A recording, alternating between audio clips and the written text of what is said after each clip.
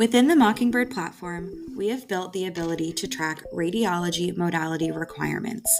In order to find them, on your dashboard, scroll all the way to the bottom to the Other Trackers section. Here, you'll see any of the trackers that we have built for you. We started with just mammography, so for now, that will be the only one that you will see on your account.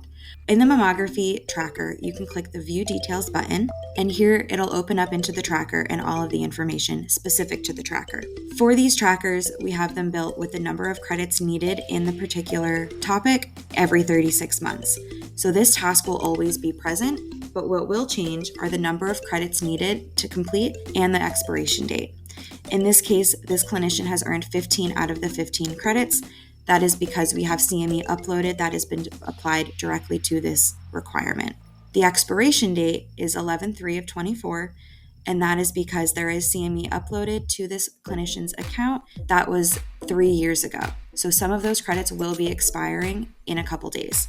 To go along with this tracker, we've built a custom email that most of you would have already received by now.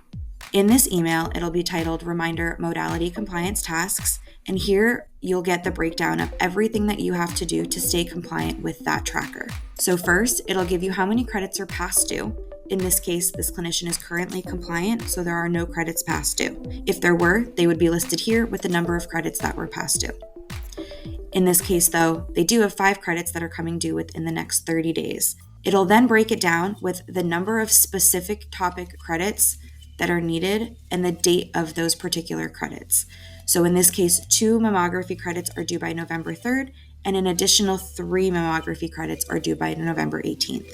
Beyond that, we give a 90-day outlook so that you know exactly what you have coming due in the next 90 days.